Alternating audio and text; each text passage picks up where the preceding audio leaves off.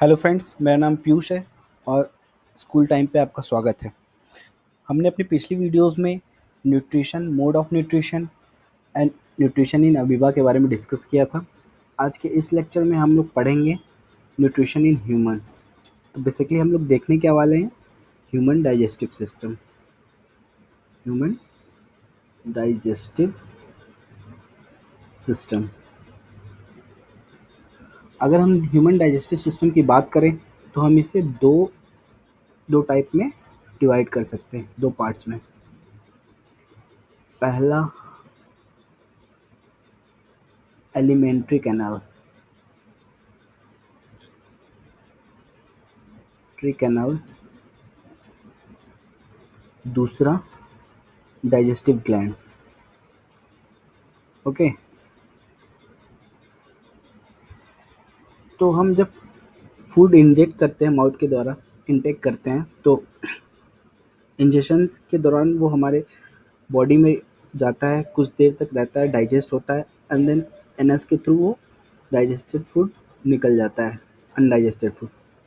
ठीक है, तो जो ये पाथ फॉलो कर रहा है उसको हम एलिमेंट्री कैनाल कहते हैं। तो एलिमेंट्री कैनाल क्या है? Long hollow tube which is from mouth to anus. Okay, अब हमने एलिमेंट्री कैनाल को तो समझ लिया। अब डाइजेस्टिव ग्लैंड्स क्या है? डाइजेस्टिव ग्लैंड्स कुछ ऐसे ग्लैंड्स हैं जो डाइजेस्टिव जूस को सेक्रेट करते हैं। क्या सेक्रेट करते हैं? डाइजेस्टिव जूसेस को।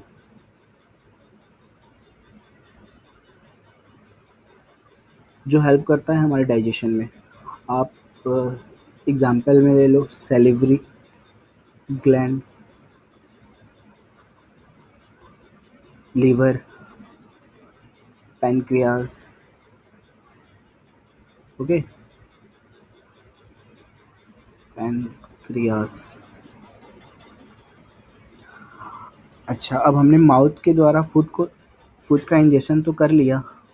अब माउथ से होते हुए ये कहाँ जाएगा? ओइसोफेगस में।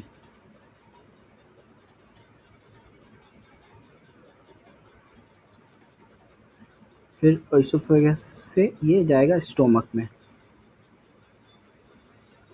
स्टोमक के बाद स्मॉल इंटेस्टाइन,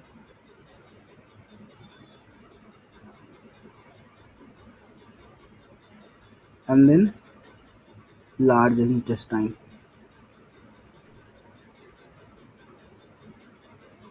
फिर एनएस को, और यहाँ से हमारा वेस्ट मटेरियल एग्जिट हो जाएगा। ओके, तो ये जो पूरा पाथ है इसको हम लोग क्या कहते हैं? Alimentary canal. Alimentary canal. तो हमने ये समझ लिया कि एलिमेंट्री कैनाल क्या है। अब हम एक एक करके इसके पार्ट्स को डिस्कस करेंगे। ठीक है, तो आइए आगे हम लोग देखते हैं। अब अगर हम सबसे पहले बात करें माउथ की या बकल कैविटी कह लो,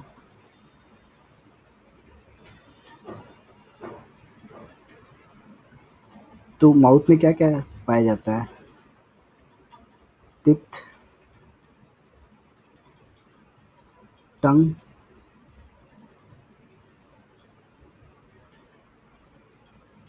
and salivary gland. Salivary gland. Mouth क्या हेल्प करता है हमें? Injection of solid food. किसके थ्रू करते हैं हम लोग? माउथ के through. Injection of solid food.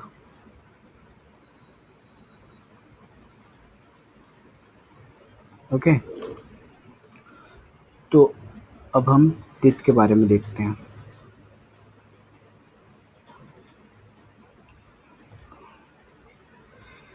Teeth basically कितने प्रकार के होते हैं? 4 टाइप्स के। कौन कौन से? इन सीजर्स, दूसरा कैनिन्स, तीसरा प्रीमोलर एंड चौथा molar.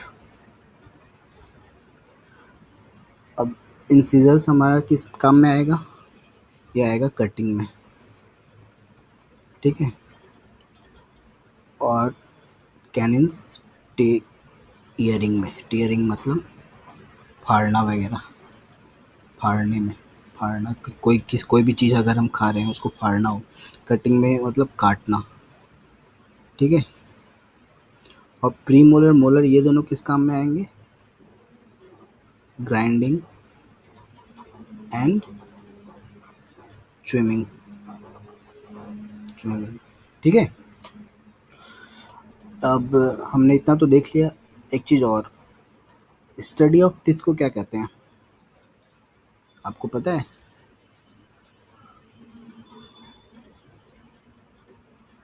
Odontology. Study of teeth को क्या कहते हैं? ओडोंटोलॉजी। और जो दांत के डॉक्टर होते हैं उसको डेंटिस्ट कहते हैं, ये तो आपको पता ही होगा। अच्छा, एक चीज़ और, क्या आपको पता है कि हमारा केवल लोअर जॉ है वो केवल मूव करता है, अपर जॉ कभी मूव नहीं कर पाएगा। आप करके देखिएगा वैसे। और अगर हम कहें हमारे पास कितने दांत होते हैं टोटल, एक एडल्ट में 32 दांत होते हैं। इसका भी एक फार्मूला होता है जिसको हम लोग कहते हैं डेंटल फार्मूला। तो अगर हम देखिए, अगर आई इंसिजर कह लीजिए, कैनिन कह लीजिए, और प्रीमोलर और मोलर, इनका रेशियो लें। अगर हम एक तरफ का दांत, आप कह लो अपने ऊपर पार्ट का, अपर जॉ के दांतों का अब एक साइड का दांत लीजिए, एक तरफ का, तो ये इसका कुछ रेशियो, ये 2 है, 1 है, ये 2 एंड ये 3, यानी 2 इंसिजर्स, एक कैनिन, 2 प्रीमोलर और 3 मोलर दांत। इसी तरह एक साइड का नीचे का भी इतना ही रहेगा, ठीक है। अब ये तो हमारा एक साइड का है, अब इसको हम 2 से इंटू कर देंगे तो दोनों साइड का हो जाएगा। अब देखिए, 2 1 3 2 5 8, 8 ऊपर 8 नीचे, 16, 16 दूनी के 32, 32 दांत हो गए ना पूरे। ये तो एडल्ट में पाया जाता है। अब चाइल्ड में अलग होता है, आप लोग पता करिएगा, गूगल करिएगा चाइल्ड में डेंटल फॉर्मूला क्या होता है, ठीक है। आप सब ने दूध के दांत के बारे में तो सुना ही होगा, बच्चों में दूध का दांत आता है, फिर उसके बाद वो झड़ते हैं, फिर परमानेंट दांत आता है। तो उस प्रोसेस को क्या कहते हैं आपको पता है? आइए हम देखते हैं। तो हम कह सकते हैं कि teeth comes two times in human, and this phenomena is known as diphyodont, ठीक है। सॉरी, मेरी राइटिंग अभी बन नहीं पा रही है इस पे, बट स्टिल आप मैनेज करिएगा। अब देखिए, दांत का स्ट्रक्चर अगर हम लोग देखें तो दांत कुछ ऐसे है, ठीक है। ये हमारा मसूड़ा है, क्या? गम। ये ऊपर का दांत और ये नीचे। ऊपर के दांत को क्या कहते हैं? ऊपर वाले पोर्शन को यहाँ क्राउन, क्रो। और ये नीचे रूट, ठीक है। इसके चारों तरफ ये जो है, ये हमारा इनेमल है। वाइट पोर्शन जो होता है ये इनेमल है। इनेमल जो होता है हमारे बॉडी का हार्डेस्ट सब्सटेंस होता है, hardest substance of our body, okay. तो दांत के बारे में हमने जान लिया। अच्छा, एक चीज़ और, कैविटी कैसे होती है? मान लीजिए हम कुछ खाते हैं तो उसका खाना फंसा रह जाता है हमारे दांत में, तो वो फिर सड़ने लगता है। बैक्टीरिया होती है, उसको सड़ा देती है और एसिड प्रोड्यूस करती है, और हमारा जो इनेबल को सड़ाने लगती है, ठीक है। और क्या होता है, हमें कैविटीज़ हो जाती हैं। तो आइए हम आगे पढ़ते हैं। हमने तीत के बारे में तो पढ़ लिया, अब हम टंग के बारे में पढ़ते हैं। ठीक है।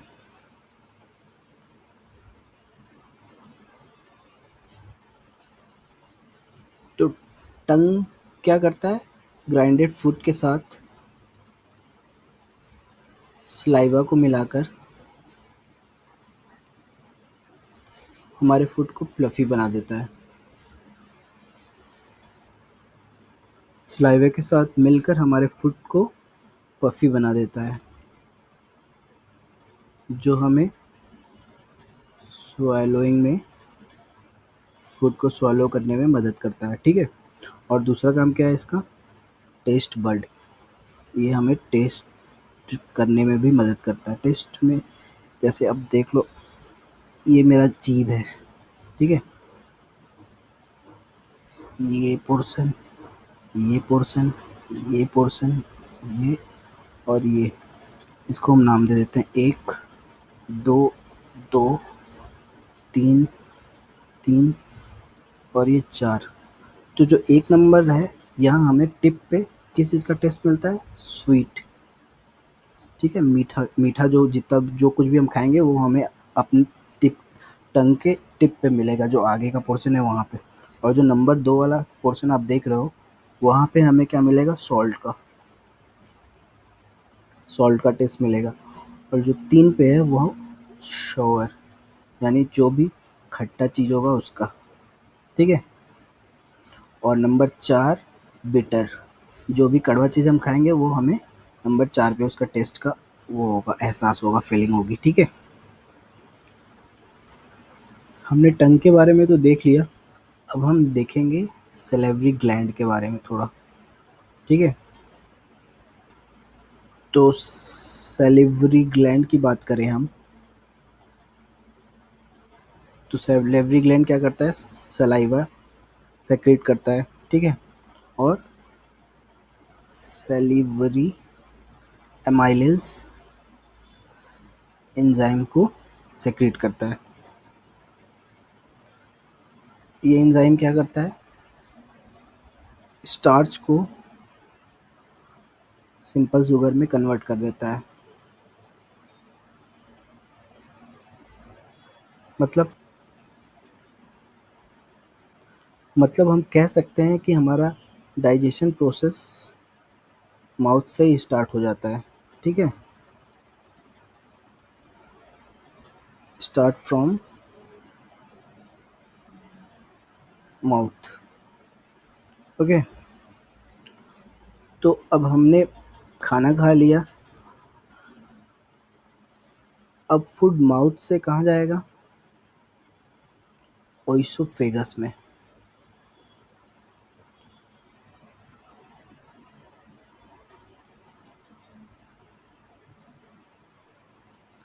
तो आइए हम एक बार इसको समझते हैं।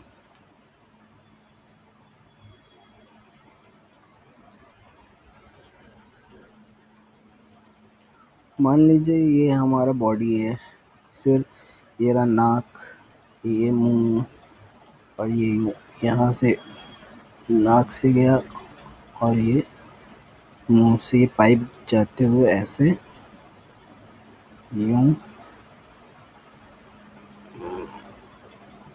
बना के, ये स्टोमक है। ठीक है। मैंने कोशिश किया बनाने का, पता नहीं क्या बन गया, फिर भी आप समझने की कोशिश करिएगा। ये हमारा बकल कैविटी है, ये पोर्शन। और ये क्या है? ओइसोफेगस। इसको क्या कहते हैं? फूड पाइप भी कहते हैं। और ये हमारा स्टोमक तो है। ठीक है। तो अब अच्छा, आपने कभी नोटिस किया है कि अगर हम पानी पीते हैं उस वक्त हम सांस नहीं ले पाते हैं? आपने देखा होगा, आप जब भी पानी पीते हो, पानी पीने के बाद आप जोर जोर ज़्यादा तेज़ से सांस लेते हो। तो ऐसा क्यों होता है? कभी नोटिस किया आपने? सोचा है?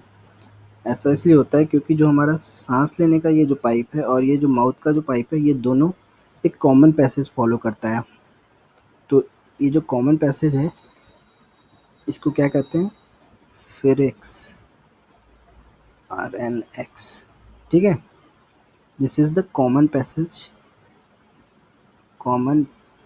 Passage for food and wind.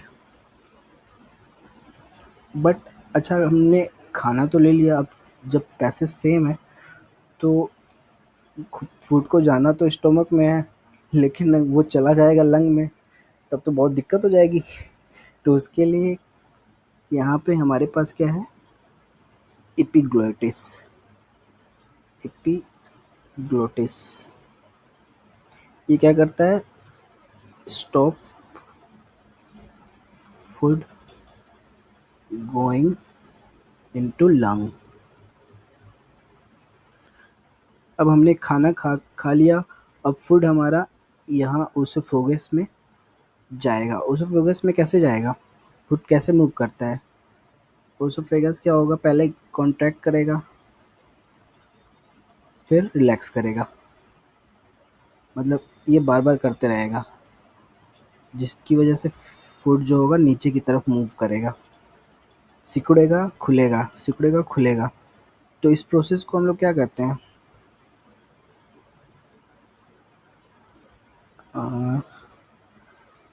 Peristaltic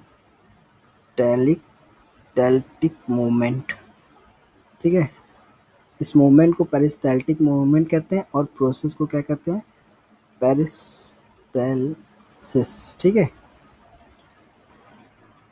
एक बात और, फूड पाइप में कोई भी डाइजेशन नहीं होगा, तो there will be no digestion in food pipe, no digestion in food pipe, okay. तो अब यहाँ तक तो फूड पाइप तक हमने देख लिया। अब फूड पाइप से खाना जो है वो स्टमक में जाएगा। तो अब हम देखते हैं आगे।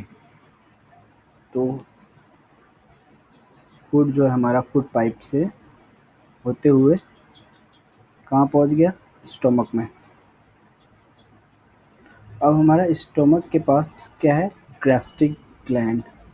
स्टमक में क्या है, gastric gland, and this gland which secretes HCl, that is called hydrochloric acid, दूसरा म्यूकस, एंड तीसरा डाइजेस्टिव एंजाइम्स, ठीक है। तो जब फूड पाइप से होते हुए खाना स्टमक में पहुंचा, स्टमक में हमारा क्या है, गैस्ट्रिक ग्लैंड से जो सेक्रेट करेगा HCl, म्यूकस और डाइजेस्टिव एंजाइम्स। HCl क्या है, हाइड्रोक्लोरिक एसिड, और ये क्या करेगा, जो भी खाने में जर्म्स हैं, हार्मफुल जर्म्स हैं, उनको क्या करेगा, किल कर देगा। और जो फूड का इन्वायरमेंट है उसको एसिडिक बना देगा, क्या करेगा, acidic environment in the stomach. और ये इन्वायरमेंट क्यों इम्पोर्टेंट है, क्योंकि ये हेल्प करेगा अदर्स एंजाइम्स को एक्टिवेट करने में। क्या करेगा, एक्टिवेट अदर्स एंजाइम्स, ठीक है। और स्टमक में कौन सा एंजाइम्स प्रेजेंट होता है, डाइजेस्टिव एंजाइम्स, पेप्सिन। इसके बारे में हम लोग पढ़ेंगे अभी, लेकिन पहले हम म्यूकस को डिस्कस कर लेते हैं। अब देखिए, हाइड्रोक्लोरिक एसिड है वो एसिडिक है, तो अब बहुत ज़्यादा चांसेस है कि एसिडिक है तो हमारे ये स्टमक को ही जला दे। तो उसके लिए क्या है, म्यूकस, ये क्या करता है, स्टमक वॉल्स को प्रोटेक्ट करता है फ्रॉम हाइड्रोक्लोरिक एसिड। क्या करता है, protect walls of stomach from HCl। अगर ये नहीं होगा तो हमें क्या हो जाएगा, अल्सर। कौन सी बीमारी हो जाएगी, अल्सर की बीमारी हो जाएगी, अगर म्यूकस नहीं रहेगा तो, ठीक है। हमने इतना देख लिया कि ये HCl क्या कर रहा है, एसिडिक इन्वायरमेंट कर रहा है और हार्मफुल जर्म्स को किल कर रहा है। ये इन्वायरमेंट, एसिडिक इन्वायरमेंट इसलिए इम्पोर्टेंट है क्योंकि ये अदर एंजाइम्स को एक्टिवेट करेगा। और जो एंजाइम्स हैं स्टमक में प्रेजेंट वो पेप्सिन है। पेप्सिन का रोल क्या है? अब पेप्सिन जो है ये हमें हेल्प करता है, हेल्प्स इन डाइजेशन ऑफ क्या? प्रोटीन। हमने पढ़ा था कि कार्बोहाइड्रेट का डाइजेशन माउथ से स्टार्ट होता था, ठीक है, वहाँ पे थोड़ा बहुत कार्बोहाइड्रेट का डाइजेशन हुआ था। अब यहाँ स्टमक में किस चीज़ का डाइजेशन होगा? प्रोटीन का डाइजेशन। फूड पाइप में किसी भी चीज़ का डाइजेशन नहीं है, नो डाइजेशन। अब प्रोटीन, ठीक है, तो ये प्रोटीन जो पेप्सिन है ये इनएक्टिव फॉर्म में रहता है। कैसा? पेप्सिनोजेन के फॉर्म में रहेगा, ये जो है इनएक्टिव है, ठीक है। अब जब जैसे ही खाना आया तो HCl सेक्रेट हुआ और ये क्या हो जाएगा? एक्टिव हो जाएगा और क्या बन जाएगा? पेप्सिन। पेप्सिन क्या है? एक्टिव फॉर्म, ठीक है। और किसकी मदद से हो रहा है? HCl के प्रेजेंस की वजह से पेप्सिनोजन से पेप्सिन में कन्वर्ट हो जा रहा है, ठीक है। तो और ये हेल्प करता है प्रोटीन के डाइजेशन में। तो इतना हमने समझ लिया। अब हम आगे चलते हैं।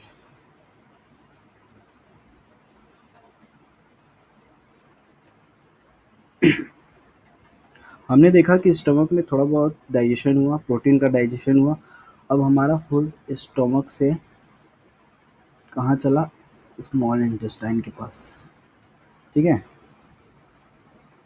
यहाँ पे क्या होगा? कंप्लीट डाइजेशन होगा, कंप्लीट डाइजेशन ऑफ फूड होगा, ठीक है। तो अब लेकिन स्टमक में हमारा फूड का इन्वायरमेंट तो एसिडिक था, तो अब ये जब स्मॉल इंटेस्टाइन में आएगा तो ये बेसिक होगा, बेसिक इन्वायरमेंट में आएगा। इसको बेसिक इन्वायरमेंट देने के लिए कौन सा ऑर्गन यूज आता है? लीवर। लीवर क्या करता है? ये सेक्रेट करेगा बाइल जूस, बाइल जूस जो कि क्या होता है? अल्कलाइन इन नेचर होता है। तो ये हमें हमारे फूड को क्या अल्कलाइन बनाता है और अल्कलाइन इन्वायरमेंट देता है, यानी बेसिक इन्वायरमेंट देता है, ठीक है। अब यहाँ कंप्लीट डाइजेशन हो रहा है, तो लीवर के बारे में और हम थोड़ा जान लेते हैं कि ये क्या है? लार्जेस्ट ग्लैंड है, लार्जेस्ट ग्लैंड है हमारा बॉडी का, ग्लैंड ऑफ आवर बॉडी, ठीक है। और जो बाइल जूस है ये हेल्प करता है डाइजेशन ऑफ फैट में, फैट का डाइजेशन करेगा। फैट के लार्ज मॉलिक्यूल्स रहेंगे उनको स्मॉल मॉलिक्यूल्स में तोड़ेगा, पूरा तो डाइजेशन नहीं होगा, थोड़ा बहुत उसको तोड़ेगा। इसका डाइजेशन आगे भी होगा, हम देखेंगे। तो जो फैट होता है वो फाउंड किया जाता है लार्ज ग्लोब्यूल के फॉर्म में, या कह लो ड्रॉपलेट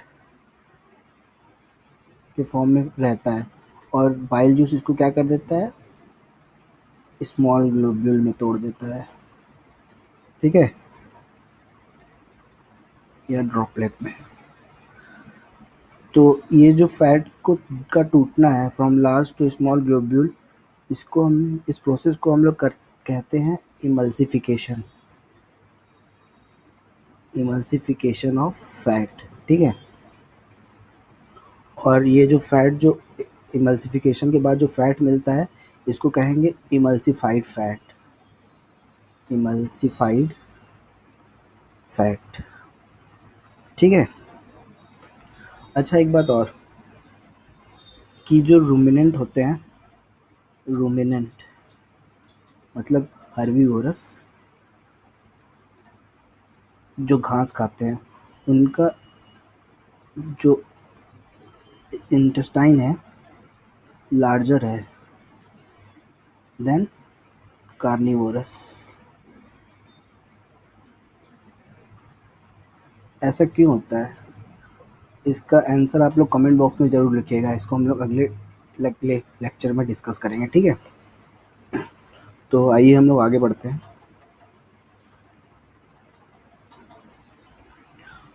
तो अब तक हमने देखा कि स्मॉल इंटेस्टाइन में कंप्लीट डाइजेशन ऑफ फूड होगा और इसमें जो डाइजेशन में हेल्प करेगा ऑर्गन, वो पहला ऑर्गन हमने देखा लीवर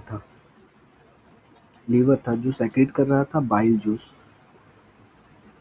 अच्छा, बाइल जूस को स्टोर करने के लिए हमारे पास एक और ऑर्गन है, गैल ब्लेडर।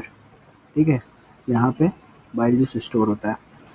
अब डाइजेशन में जो अगला ऑर्गन हेल्प करेगा हमें, वो है पैनक्रियाज। क्या है? पैनक्रियाज। पैनक्रियाज क्या करता है? पैनक्रियाटिक जूस सेक्रेट करता है। पैनक्रियाटिक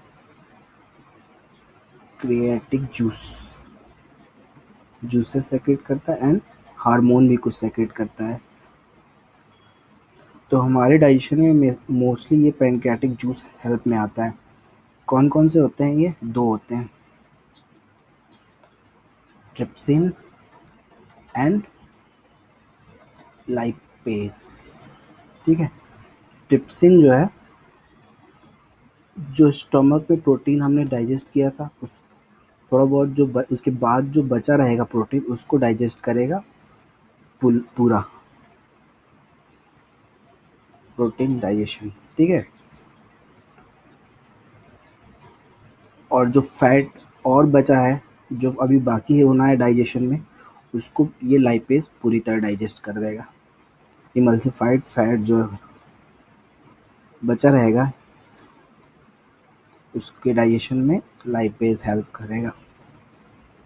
ठीक है, अब इसके बाद ये हार्मोन जो सीक्रेट हो रहा है, ये इसका डाइजेशन में तो रोल नहीं, लेकिन हाँ, आपको पता होना चाहिए कि जो हार्मोन होता है, पैनक्रियास सेक्रेट करता है insulin, which helps in sugar control. ठीक है, मतलब शुगर लेवल को मेंटेन करने के लिए इंसुलिन का बहुत बड़ा रोल होता है। अच्छा, मान लीजिए ये शुगर बढ़ गया है तो ये तो कंट्रोल कर रहा है इंसुलिन, लेकिन अगर शुगर कम हो गया है तो उस केस में क्या होगा? ग्लूकेजन हेल्प करेगा, जो कि शुगर लेवल को बढ़ाएगा। ठीक है, तो पैनक्रियास क्या, पैनक्रियाटिक जूस सेक्रेट कर रहा है और हार्मोन सेक्रेट कर रहा है। हार्मोन हमारा शुगर लेवल को बढ़ा कंट्रोल करता है, या कम या अधिक जो भी होगा उसको कंट्रोल करेगा। और जो पैनक्रियाटिक जूस है, उस दो प्रकार के हैं, ट्रिप्सिन और लाइपेज। ट्रिप्सिन जो है प्रोटीन को डाइजेस्ट करेगा, लाइपेज जो है इमल्सिफाइड फैट को डाइजेस्ट करेगा। तो लीवर और पैनक्रियास के अलावा इंटेस्टाइन, स्मॉल इंटेस्टाइन अपना खुद एक का एंजाइम्स भी सेक्रेट्स करता है। ठीक है, जिसको हम लोग क्या कहते हैं? Intestinal juices. ये एंजाइम्स क्या है? आइए देखते हैं हम लोग कौन कौन से हैं। तीन होंगे। ठीक है, पहला है एमाइलेज, दूसरा है लाइपेज और तीसरा है प्रोटीज। एमाइलेज क्या करेगा? ये जो बचे हुए कार्बोहाइड्रेट है जो हमने माउथ में डाइजेस्ट किए थे, उसके बाद के जो बचे हुए कार्बोहाइड्रेट है, उनको पूरी तरह से डाइजेस्ट करेगा। ठीक है, और लाइपेज क्या करेगा? जो बचे हुए फैट है उसको डाइजेस्ट करेगा, और प्रोटीन को। ठीक है, तो यहाँ तक स्मॉल इंटेस्टाइन में हमारा टोटल डाइजेशन हो जाएगा, टोटल डाइजेशन ऑफ फूड। ठीक है, अब अच्छा, फूड डाइजेस्ट तो हो गया, अब उसका एब्जॉर्प्शन होगा। एब्जॉर्प्शन भी कहाँ ही होगा? स्मॉल इंटेस्टाइन के अंदर ही होगा। तो आइए हम लोग देखते हैं कि एब्जॉर्प्शन कैसे होता है। तो स्मॉल इंटेस्टाइन के अंदर हमारा फिंगर लाइक कुछ स्ट्रक्चर पाया जाता है, ऐसे कुछ यूं, जिसको हम लोग क्या कहते हैं? विलाई। ठीक है, ये क्या है? Finger like structure.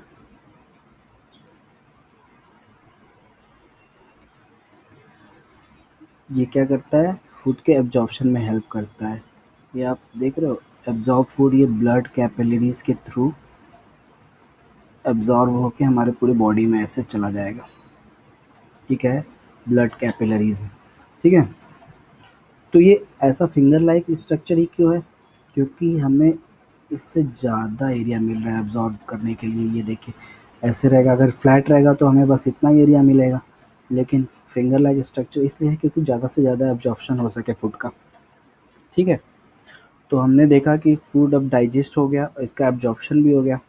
अब इसके बाद जो अनडाइजेस्टेड फूड है वो क्या होगा, स्मॉल इंटेस्टाइन से कहाँ जाएगा, लार्ज इंटेस्टाइन में। लार्ज इंटेस्टाइन में यहाँ पर क्या होगा, लार्ज इंटेस्टाइन क्या करेगा, यहाँ पे कोई डाइजेशन नहीं होगा। पहली बात तो डाइजेशन पहली तरफ पूरी तरह हो चुका है, तो यहाँ कोई डाइजेशन नहीं हो रहा है, नो डाइजेशन। बट जो फूड है, जो अनडाइजेस्टेड फूड है, उसके अंदर वाटर तो है ही है। तो लार्ज इंटेस्टाइन क्या करेगा कि उस इस अनडाइजेस्टेड फूड से जो भी वाटर है उसके अंदर उसको एब्जॉर्ब कर लेगा, वाटर को एब्जॉर्ब कर लेगा। ठीक है, और इसको क्या कर देगा, सॉलिड फॉर्म में कन्वर्ट कर देगा। सॉलिड फॉर्म में कन्वर्ट करने के बाद ये क्या हो जाएगा, हमारे एनस के थ्रू एग्जिट। ठीक है, तो जिसको हम लोग क्या कहते हैं, इजेशन ना। तो आई होप ये आप लोगों को समझ में आया होगा, आपका कॉन्सेप्ट क्लियर होगा। इस पे बेस्ड क्वेश्चंस हम करेंगे आगे, और भी लेक्चर्स आते रहेंगे। आपको अगर लेक्चर अच्छा लगा हो तो प्लीज़ मेरे चैनल को सब्सक्राइब करिए और लाइक करिए और अपना फीडबैक ज़रूर दीजिए। थैंक्स।